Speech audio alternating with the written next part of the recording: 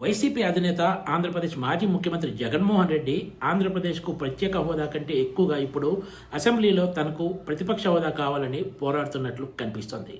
ప్రతిపక్షంలో ఉండగా కేంద్రం మెడలు ఉంచైనా సరే రాష్ట్రానికి ప్రత్యేక హోదా సాధిస్తామంటూ జగన్మోహన్ రెడ్డి ఎన్నిసార్లు చెప్పారో లెక్కలేదు.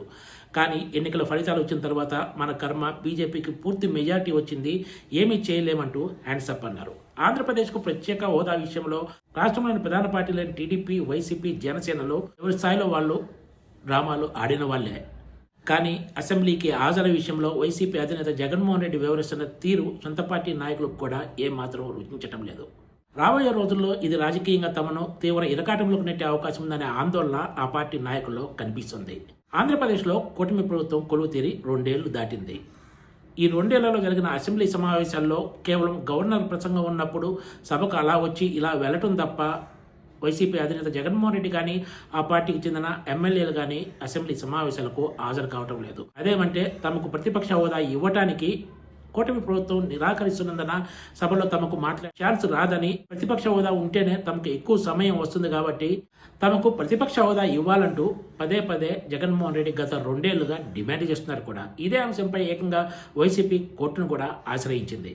ఏ పార్టీకైనా అటు లోక్సభలో అయినా ఇటు అసెంబ్లీలో అయినా ప్రతిపక్ష హోదా ఇవ్వాలంటే దానికి కొన్ని లెక్కలు ఉంటాయి. కానీ ఆంధ్రప్రదేశ్లో వైసీపీ మాత్రం అవేమీ పట్టించుకోకుండా తాము అసెంబ్లీకి రావాలంటే తమకు ప్రతిపక్ష హోదా ఇవ్వాలని డిమాండ్ చేస్తూ వస్తుంది. ఈ ఆగస్టు 15 నుంచి ప్రారంభం కానున్న అసెంబ్లీ సమావేశాలకు కూడా హాజరు కాలేదని వైసీపీ నిర్ణయం తీసుకుంది. తాజాగా జగన్మోహన్ రెడ్డి అధ్యక్షతన జరిగిన సమావేశంలో ఈ మేరకు నిర్ణయం తీసుకున్నట్లు పార్టీ నాయకులు అధికారికంగానే వెల్లడించారు.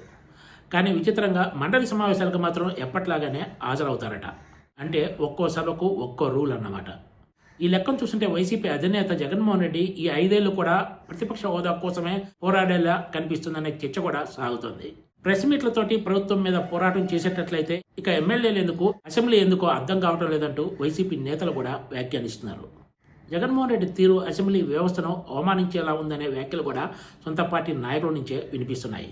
ఇది రాజకీయంగా పార్టీకి ఏమాత్రం మంచిది కాదని ఆ పార్టీ నాయకులే అభిప్రాయపడుతున్నారు. ప్రతిపక్ష హోదా లేకపోతే సభలో తమకు సరిపడినంత సమయం దొరకదనే ఏకైక కారణంతో అటు జగన్మోహన్ రెడ్డితో పాటు ఇటు వైసీపీ ఎమ్మెల్యేలు అసెంబ్లీకి దూరంగా ఉంటూ వస్తున్న సంగతి తెలిసిందే.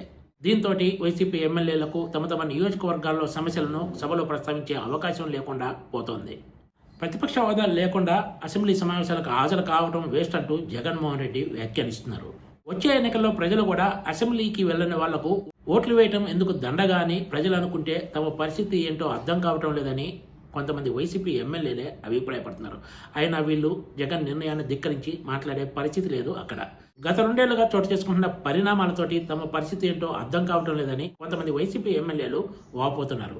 రాబోయే రోజుల్లో కూటమి సర్కార్ అసెంబ్లీకి హాజరు కాని ఎమ్మెల్యేలకు ఓట్లు వేయటం ఎందుకన్న అంశాన్ని ప్రజల్లోకి బలంగా తీసుకెళ్తే రాజకీయంగా ఇది తమను తీవ్ర ఇరకాటంలోకి నెడుతుందని ఆ పార్టీ నాయకులు, ఎమ్మెల్యేలు ఆందోళన చెందుతున్నారు. Please subscribe TGTV.